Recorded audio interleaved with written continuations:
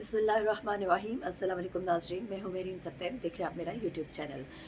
नाज़रीन, मेहदी अली काज़मी की बेटी की मुलाकात, आज की मुलाकात बहुत ही अहम और मैं कहूँगी कि धमाकेदार और एक ऐसी बड़ी डेवलपमेंट है जिसको सुनकर यकीनन सब लोग बहुत खुश होंगे। और वो लोग जो चाहते थे कि मेहदी अली काज़मी अपनी बेटी से कभी ना मिल पाए, उनकी बेटी कभी उनके पास वापस ना जाए, तो उनके चेहरों पर आज उदासी।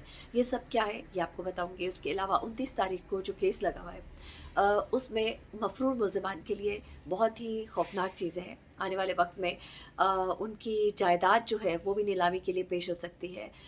सरकारी मुलाजमीन हों तो उनके लिए तो मामलात और भी ज़्यादा ख़राब होते हैं। तो ये सब कुछ आज आपको वीडियो में जानने को मिलेगा। और तीसरी बात ये कि जिस बात के ऊपर बड़ी खुशी का इजहार किया जा रहा था कि ज़हीर साहब जो है सुप्रीम कोर्ट पहुंच गए, लेकिन सुप्रीम कोर्ट पहुंचना उनके लिए कितना एक नुकसानदेह साबित हुआ।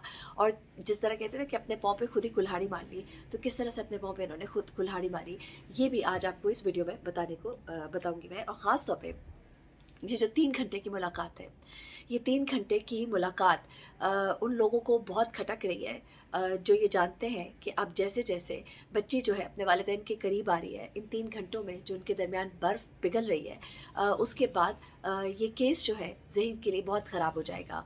ये ज़हीर के लिए इसलिए भी ख़राब हो जाएगा क्योंकि वो तमाम बातें जो कि बच्ची को सिखाई गई थी या डरा कर या जिस तरह भी उसके जहन में बिठाई गई थी, उसे अब मालूम हो जाएगा कि ऐसा मेरे साथ कुछ भी नहीं होगा। ये मेरे वालिदैन हैं, मुझसे प्यार करते हैं और मेरे लिए मेरे घर से बेहतर कोई जगह नहीं है। तो उसके बाद यकीनन वो बच्ची अपने वालिदैन के पास वापस भी जाएगी और ख़ुद कहेगी कि मुझे घर ले जाइए। मैं आपको एक बहुत बड़ी ख़बर देने जा रही हूँ और वो ख़बर जो है बहुत एक्सक्लूसिव है। और मुझे पता है कि दूसरी साइड से कहा जाएगा किसने कहा, कैसे कहा, ये गलत है, लेकिन मैं आपको ये बता रही हूँ कि देखिए, बच्ची ने अपनी रज़ामंदी का जब इज़हार किया कि वो वालिदैन से मिलना चाहती है, इसका मतलब ये है कि वो वालिदैन की तरफ कुछ रग़बत रखती है। ये एक बहुत बड़ा पॉजिटिव स्टेप है।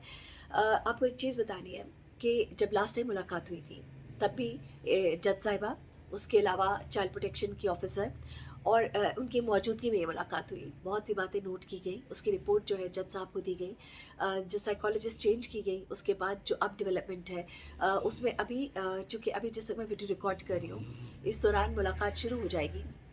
लेकिन मुलाकात से पहले एक बहुत अच्छी बड़ी ख़बर है। वो ये है कि कहा गया था पहले भी और अब भी कि बच्ची का कॉन्सेंट लिया जाए कि वो मिलना चाहती है कि नहीं मिलना चाहती। और बच्ची ने अपनी राय का न सिर्फ़ इज़हार किया बल्कि चाहत का इज़हार किया कि वो मिलना चाहती है। लास्ट टाइम जो उसकी मुलाकात हुई थी माँ-बाप के साथ, उसमें उसके बाद वो बड़ी खुश और मुतमईन थी और उसके अंदर एक पॉज़िटिव चेंज जो है वो देखा गया, वो नोट किया गया। हमारे ज़राए हमें ये बता रहे हैं, साइकोलॉजिस्ट जो है वो उस बच्चे के साथ मुसलसल राब्ते में है। साइकोलॉजिस्ट के साथ जो नई साइकोलॉजिस्ट अपॉइंट की गई है इस केस में, उन्होंने भी बच्ची से मुलाकात की है। और इस मुलाकात के बाद जो मेरी रिपोर्ट्स हैं, जो मैंने अभी तक जाना है, उसके मुताबिक बच्ची की तरफ से एक पॉजिटिव जेस्चर जो है वो सामने आ रहा है। बच्ची के अंदर एक पॉजिटिव चेंज आ रहा है, which is very very good. Last time भी इवन जो डॉक्टर फातिमा थी, उन्होंने भी कहा कि बच्ची जो है वो वालिदैन से चीज़ें मांग रही थी, वो चाहती थी कि उसके लिए चीज़ें आएँ। और इंसान अगर किसी से कोई रग़बत रखता है तो ही उससे चीज़ें मांगता है। अगर तो इस बच्ची के दिल में अपने माँ बाप के लिए नफ़रत होती तो वो कभी भी उनसे चीज़ें ना मांगती, बल्कि वो उन चीज़ों की तरफ देखती भी नहीं। लेकिन इस बच्ची ने कहा कि मुझे चीज़ें चाहिए, मेरे लिए क्यों नहीं लाए। लेकिन जितना कि उसको दे सकते थे वो तो दिया गया, लेकिन ज़ाहिर सी बात है कुछ रिस्ट्रिक्शंस होती है। हर चीज़ जो है वो बच्ची को नहीं दी जा सकती। कुछ रूल्स एंड रेगुलेशंस होते हैं चाइल्ड प्रोटेक्शन ब्यूरो के, उसकी वजह से कुछ चीज़ें, कुछ गिफ्ट्स जो बच्ची के लिए ले जाए गए थे वो उस तक नहीं पहुँचाए भी जा सके। तो ये एक चीज़ जो है ये बहुत इम्पॉर्टेंट थी आपको बताना।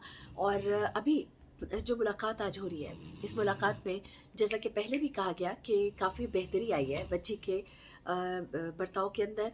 बच्ची ने बड़ा ही खुशी का इजहार किया कि मैं अपने माँ बाप से मिलना चाहती हूँ। तो this thing is very positive. Next चीज़ की तरफ मैं आती हूँ। और नेक्स्ट चीज़ क्या है जनाब?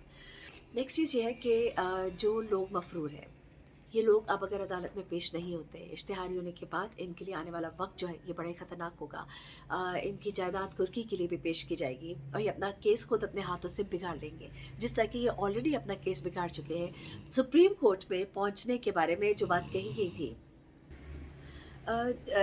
जो ख़ास तौर पे सुप्रीम कोर्ट में इन्होंने जो दरख्वास्त दी है اور سپریم کورٹ میں درخواست دینے کے بعد جو ان کے دوست ہے جس کو میں کہتی ہوں ظہیر گینگ جو ہے، وہ بہت ہی خوشی کا اظہار کر رہا ہے. وہ یہ کہتا ہوا نظر آ رہا ہے کہ اب جو ہے ظہیر کی ملاقات ضرور ہوگی. وہ ظہیر کی 2 درخواستیں جس میں بچی کا بیان اور بچی کا میجسٹریٹ کے سامنے پیش ہو کے بیان دینا، اور دوسرا بچی کی ملاقات ظہیر کے ساتھ، یہ 2 چیزیں جو ہے اس کو ٹرن ڈاؤن کیا گیا تھا.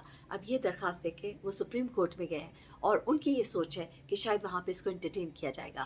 لیکن اپنے پاؤں پہ انہوں نے کلہاڑی کس طرح سے ماری ہے یہ میں آپ کو نہیں بتاتی، بلکہ آپ کو ایکسپرٹ کے زبانی بتاتی ہوں کہ کس طرح سے پہلی روز ان کی یہ درخواست جو ہے یہ نمٹا دی جائے گی، اور کس طرح سے انہوں نے یہاں پہ بھی فراڈ کرنے کی کوشش کی ہے. تو یہ ذرا سنیے گا احمد شیر جج صاحب لائر ہے، کیا کہتے ہیں، ذرا غور سے سنیے گا. اب مزے کی بات ہے جو سپریم کورٹ کے اندر یہ گئے ہیں، وہ سپریم کورٹ کے اندر جانے کا جس نے بھی مشورہ دیا ہے یہ بری طرح پھنس گئے. اب ان کے لیے سپریم کورٹ سے اتنا برا آرڈر آنے والا ہے، اتنا ان کے لیے برا ہونے والا ہے سپریم کورٹ کے اندر. اس کی وجوہات ہیں کچھ.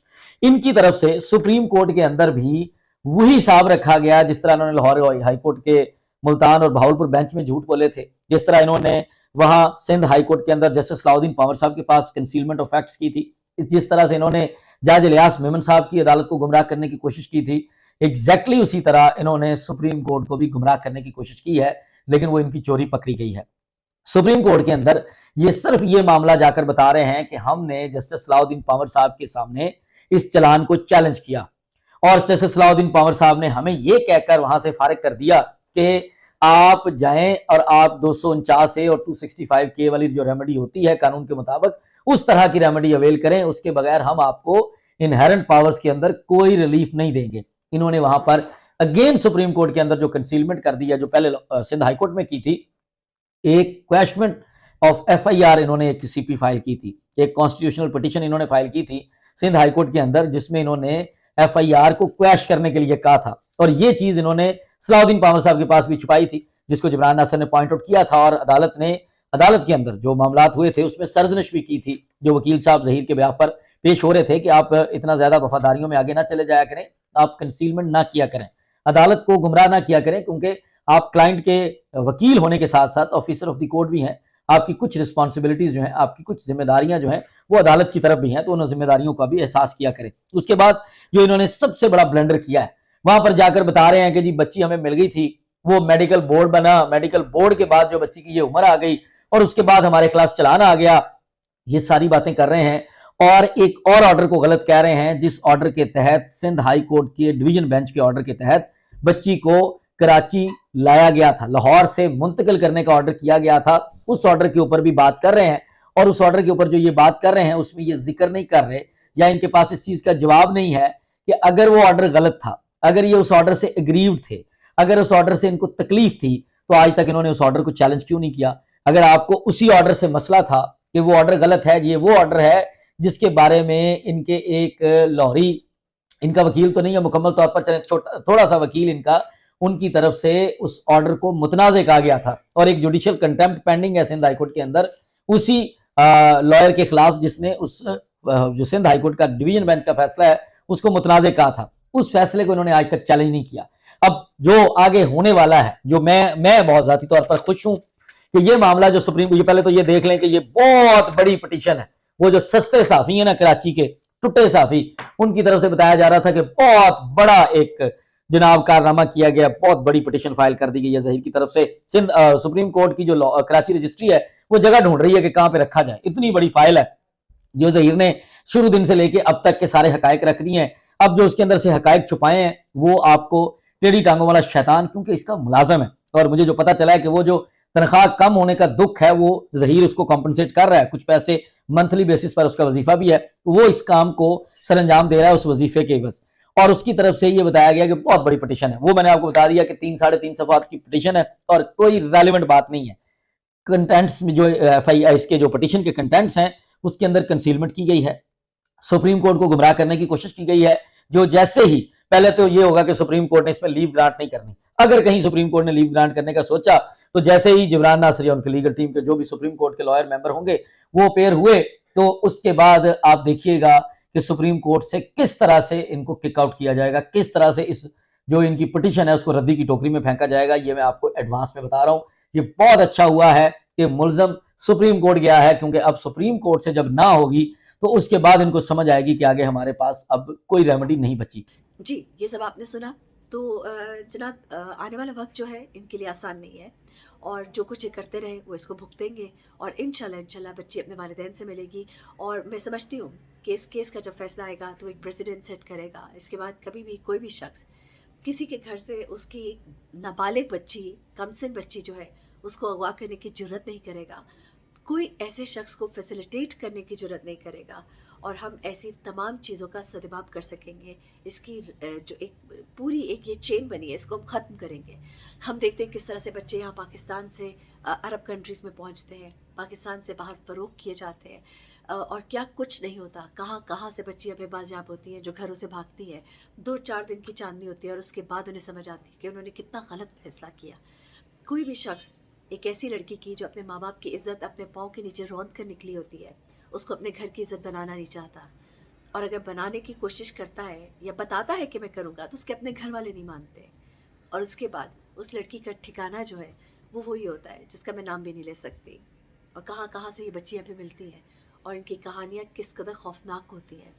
ایک بار پھر معذرت، آج الفاظ میں جملوں میں کچھ ربط نہیں ہے کیونکہ گلا بہت سخت خراب ہے اور بڑی ہی مشکل کے ساتھ اور زور لگا کے میں بات کر رہی ہوں، لیکن خبریں آپ تک پہنچانا ضروری ہے۔ انشاءاللہ مزید خبروں کے ساتھ حاضر ہوں گی۔ اپنا بہت خیال رکھیے گا۔ اللہ حافظ۔